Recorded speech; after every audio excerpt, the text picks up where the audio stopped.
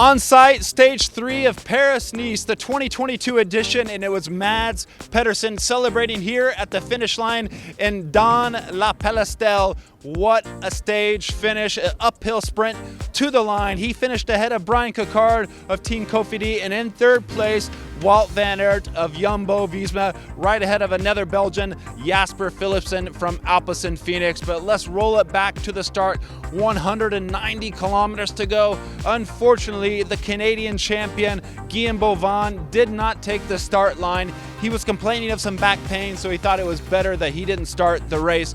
Two other Canadians in Israel Premier Tech, however, continue. James Piccoli and Hugo Hull racing ahead. 4 kilometers into this stage, it was a 3-man escape. Those 3 men, Alexis Gougard, Owen Daw from EF Easy Post, and Thomas Degent, riding free for much of the day, and they weren't seen until 24 kilometers to go.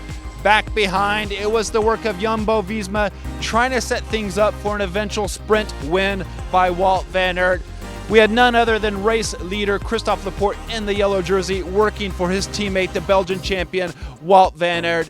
During the day, with all this hard work going on, we saw several riders dropped, and those riders included yesterday's stage winner Fabio Jakobsen from Quickstep Alpha Vinyl and Dylan Groenewegen, another sprinter. They were shelled from all the hard efforts. Also, Brandon McNulty from Team UAE Emirates, the American rider. Perhaps he's saving a little bit, so he'll be ready to fire for tomorrow's time trial. We're not sure, but they weren't in the picture here for the fight for the stage win. Coming into the final, it was Søren Kragh Andersen from Team DSM. He was on the attack a couple times in the closing loop here around town, but the sprint teams with AG2R, with Movistar working for Ivan Garcia Cortina, were trying to tee things up for the eventual sprint. We saw Trek-Segafredo in there with Mads Pedersen, and of course Jumbo-Visma, Nathan Hooydonk with Rowan Dennis doing all that motor work, and of course Christophe Laporte trying to set things up.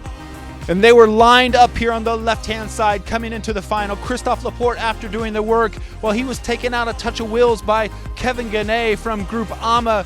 He looks okay, still in the yellow jersey, but surging ahead was Mads Pedersen, the 2019 world champion. And I spoke with Wout van Aert afterwards. He has the green jersey, and he said Mads got the early jump and had strong legs today, and yeah, he did.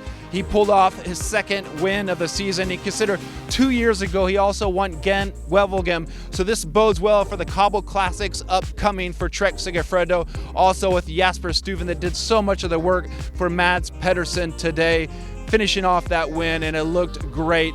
Now, Wout van Aert said tomorrow he's going to try for the time trial win, but also in the team he pointed out is Rowan Dennis, is Primoz Roglic, and we're also going to be keeping an eye on Christophe Laporte, whether or not he can keep the yellow jersey.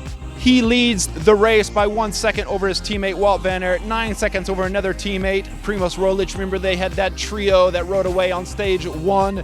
And in 4th place, Mads Pedersen, who moved up 2 spots today, back at 29 seconds. Brian Cocard at 33 seconds. And we look further down the general classification. Everything's up for play tomorrow in the time trial.